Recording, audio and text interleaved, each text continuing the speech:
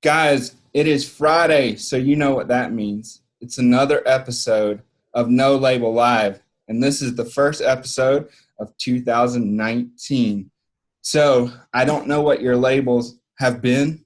I don't know what they currently are, but I know that we all have labels, and our labels create a story of how we take action.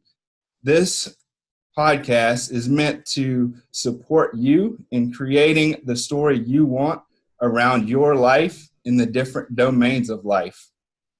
I'm super excited for today's episode because we have a motivational business coach and a best-selling author with us this evening. So Penny has been a coach of mine, so I know all about her abilities to get you. Too. Thanks for having me, Nathan. I love your show, and I love the whole concept of the no label defines me. So I'm so happy to be here and to see everybody and hear everybody who's online. So the first question I have for you today is, we're just starting a brand new year. So what's got you excited for 2019? Well, I mean, I'm excited because with every new year, right, even though we don't need a new year to create that opportunity to wipe the slate clean and decide what comes next, but it's a natural break. And I'm excited. My new app is launching. You mentioned that I was an author, and so I have a book called The Productivity Zone, and it talks about these 10 success factors. And as a byproduct, I wanted to give something to people that they could then consistently use. So I've got an app that helps people to really in their implementation. So when they've got a goal and they're clear what that goal is, it helps them to break it down, to set actions, and to understand what are the 10 drivers of their behavior that are, let's say, where they are now and what's in the gap and how to close that gap. So that app is coming out, and I'm excited about that. And I'm excited about a lot of different things this year. I'm also doing a lot of really great speaking engagements, doing team building workshops and sales retreats, and I'm excited about what the agenda is looking like for 2019 already. That's great. So with the app going mobile, what do you see opening up for people that are invest in the app to increase their productivity? Well, what I see most is, what most people have a challenge with is consistency. Mm-hmm. And so, the app gives people, a sense of accountability, and accountability creates consistency.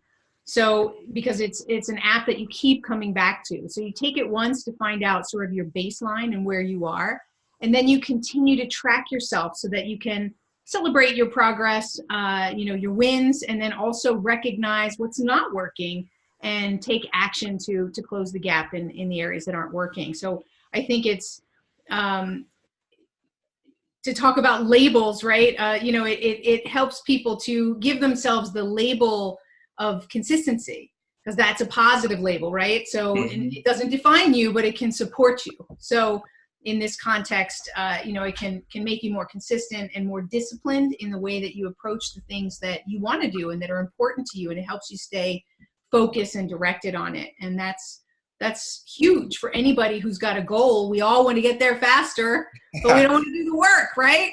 Yeah, absolutely. We're all about getting there faster, and that's only going to increase with everything going on in the world. We are definitely a instant gratification world at the moment. So exactly. And so what the app helps people to do is to, because it's on the phone now, is that it's available, and it provides them with that kind of online coach that maybe they wouldn't have access to, in terms of financially. It might have been outside their range to work with a coach. These are the same principles and techniques that I use with my high-end coaching clients. It's now available to everybody at a really rock bottom price point. So I think it's going to be hugely enabling, and I'm looking to get it out to a million people over the next 3 years. 1 million people. All right. I like that target there. That's definitely, as we would say, stretching to make yes. happen. Absolutely.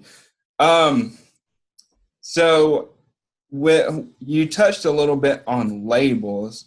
What do you feel like with your coaching, whether it's with businesses or people that you coach one-on-one, is a label about time that puts people in a box about what they can accomplish? Well, you know, it's interesting. Our relationship with time has a lot to do with the labels that we give, you know, in that context. So I think one of the most common things that everybody has said at some time or another is, I don't have the time, right? That age old excuse, I don't have the time. And so it's really, you know, it makes us be able to give away responsibility, right? And say, well, it's not me, I just don't have the time, and not own the fact that it's just not a priority. Because if it was a priority, we do it. Yeah. We find time for all sorts of things that are a priority, and so we just aren't really connected to why it's important for us, or we've prioritized something else above it. But it is a label that holds us back, because it means that we're no longer taking responsibility, as any label, right? Because if we fall back on a label, you know, whether it's something that somebody gave us from a diagnosis, and I'm not saying there's not validity to the symptoms that are coming up, but if we fall to the label, then we're going to only rise to the label. You know what I mean? As opposed to, and I think that's exactly what you talk to people about, is you decide who you are and what you can do, and the more open you can leave it, the better. And if we say, I don't have the time, or I'm not good enough, or whatever we might say in that area, is we're deflating ourselves. We're taking away our power to actually set those priorities and change our relationship with time. Yeah, absolutely. Even with positive labels, and I was thinking about this a little bit today, there's a limit that we put on ourselves, even with positive labels. Yeah. So really, it's about, I think, getting to the point where the good stuff becomes a habit, and then you can switch to level up whatever the next level or label is going to be for you. Yeah, absolutely. Right. We have to be open, because everything becomes that lid, right? And if we don't open it and see that I like to use the example of karate. I love that as an example, because you might be doing the same action in white belt than you are in black belt, but you're refining it and you're tweaking it. And there's always another level. Even when you get to black belt, there's a multitude of levels there. Nobody ever feels that they're like at the top. They're never, as soon as they're comfortable, they're pushing themselves and stretching themselves to that next belt, to that next level. And I think that's, you know, by your whole idea of no label defines me, is it might refine you to a point, and then you get to help it to refine you to the next point by choosing another label, or another, you know, stage of descriptors. Yeah, we get to break through that. So, along with your coaching, you do speaking. What is your favorite thing to speak on? I know you speak on several different things, but what's your favorite speech to give to audiences? Well, it's a hard one, because I really do love all of them because of different reasons, right? So one of my favorite things to talk about is the energy of thought. I actually did a TEDx on that. I guess it's like 2 years ago now. And that's one of my favorite things. It's because emotional intelligence is the key to everything. It's the key to our happiness. It's the key to great relationships. You know, it's the key to our success. And so that's really one of my favorite topics. And that's why I love the no labels define me concept, is because that's emotional intelligence, you know, is being able to take a step back and not make a decision or be held to an emotional response, but to be able to look at it with a little bit more perspective, and see and open up possibilities. And for the audience who's watching, both Penny and I have been through emotional intelligence training. Penny, when I first met her, she was a coach as I was going through. And she's right. Without that training, No Label Defines Me wouldn't be to the point that it is right now. So the more we're aware of what's going around for ourselves, the more we can become our best self. Absolutely. So I've got a couple more questions. So if somebody is sitting there and their story right now is, I don't have the time, and they're not sold on it being a priority issue, what's one step you can give them that will support them in starting to reframe their conversation around that? Trying to think. So you're saying they're not bought into the idea that it's a priority. So they're saying it's not me. I just don't have the time. I really want to do this and that and the other thing, but there's, it's not my fault. Yeah. So the first thing I would say then is to do something practical. And that would be to sit down and to really identify where you're spending your time. Because a lot of people, they think that they don't have the time, but they're also not taking into account all the distractions that are taking away from them doing things that they're currently doing more efficiently. So by being aware of how much time are you spending in each of the areas and activities that you're currently working in, and being able to take a look at what's distracting you, and also if you looked at them, each of those tasks, is there a better way to do it? So could I accomplish both of these things? And what I need to do in order to accomplish them, instead of, because what happens is we shut our brain down and we say, I don't have the time. And so there's no longer a need to look for a solution because we've shut it down. Yeah. So we need to get back into solution mode, which is to say, okay, it is possible. So first, open up the possibility. Second, see where you are spending your time and identify how you can be more efficient so that you can slide that other item in. And often we overestimate the time that we need to do things. And very often we also underestimate, right? So when we want to get something started, we go, oh no, I can't do that, right? I can't clean up, the mess in my office. Well, maybe not in one sitting.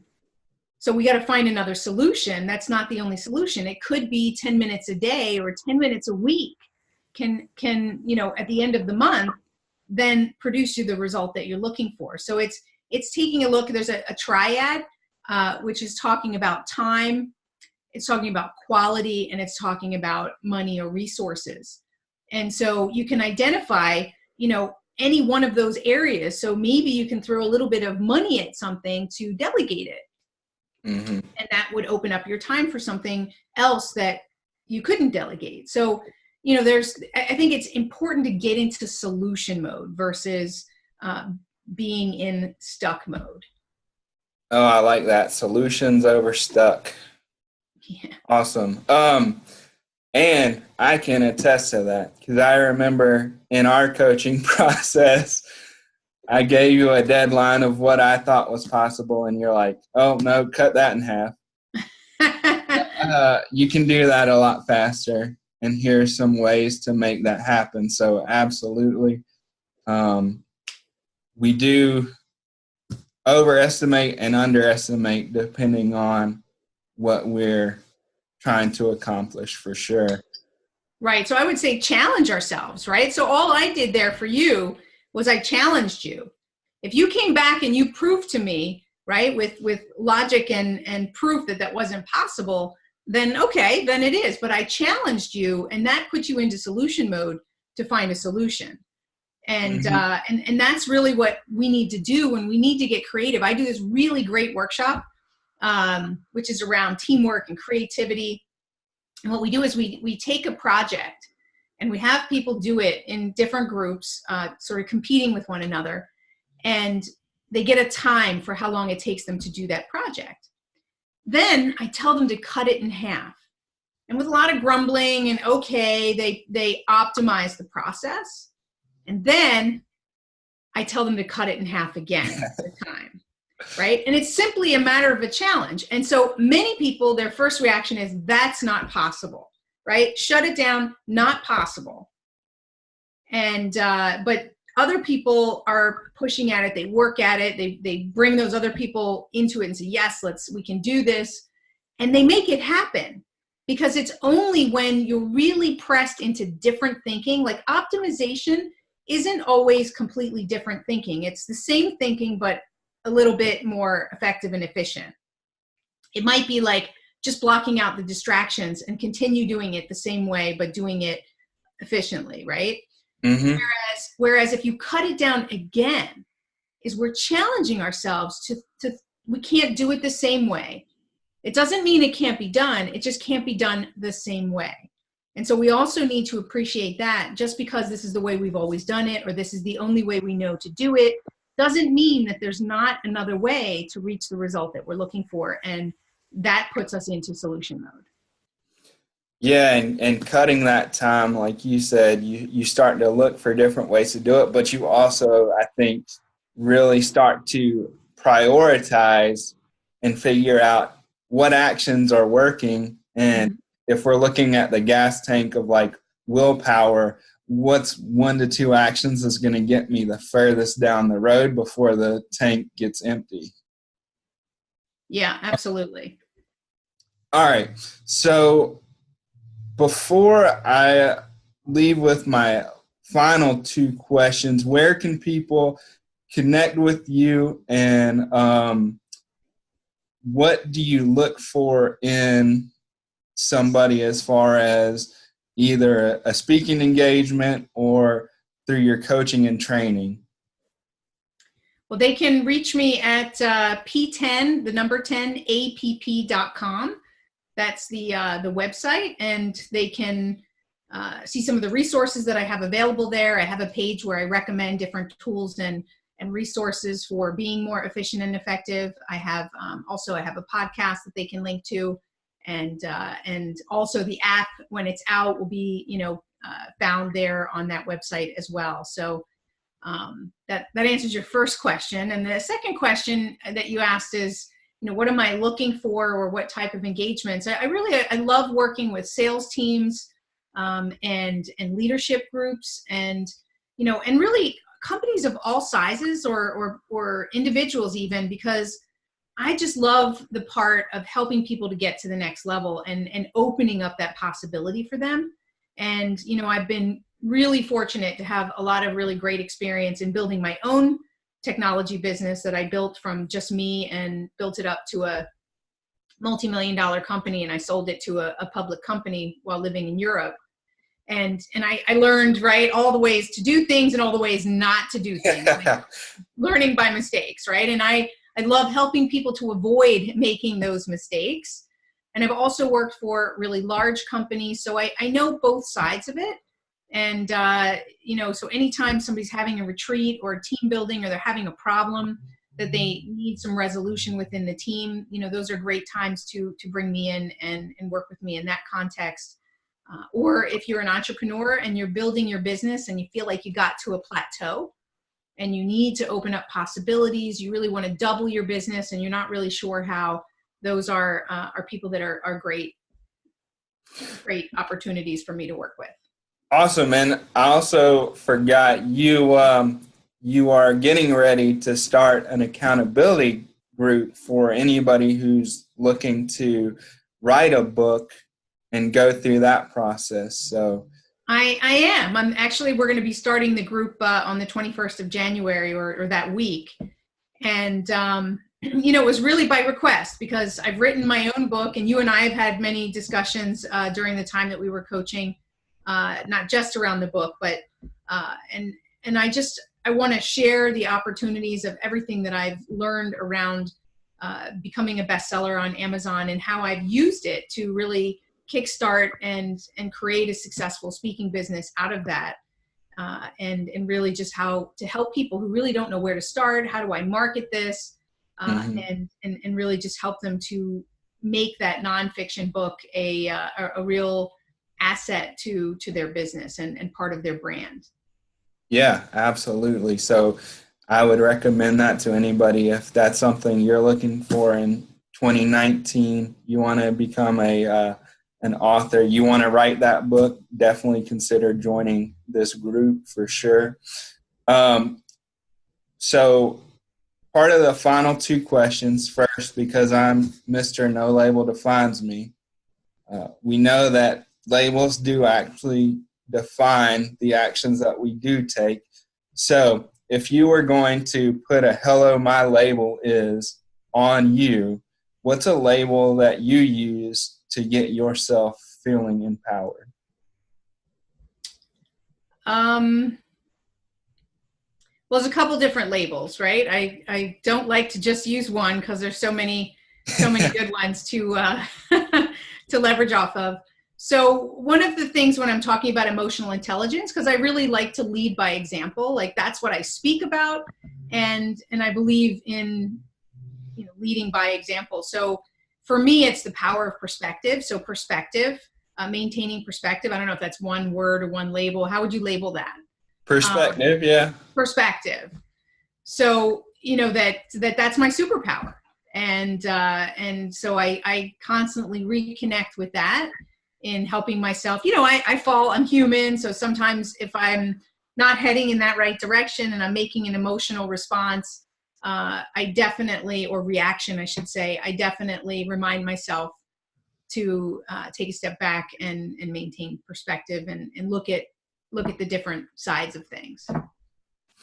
So perspective, and now I'm going to ask you to kind of flip that on the head a little bit. And the way that I end every episode is, what does "no label defines me" mean to you? So no label defines me means to me that there's a freedom for me to be whoever I want to be at any time. So like we talked about before, that a label is constricting. That's why I say it's freedom. Mm-hmm. It's possibility. And I think it is just, it's a healthy way to be, because if no label defines me, then also it means that I'm not going to hold other people to labels. So the way that I interact with the world is then, without judgment and without assumption and without expectation, right? So it's emotional intelligence. That's an amazing answer. Interestingly enough, because I know he'll watch this, so you and Bart have a very similar definition too. Is that right? Yeah, he uses freedom as one of his keywords as well. Awesome. Is there anything before we get off that you want to leave the audience with today?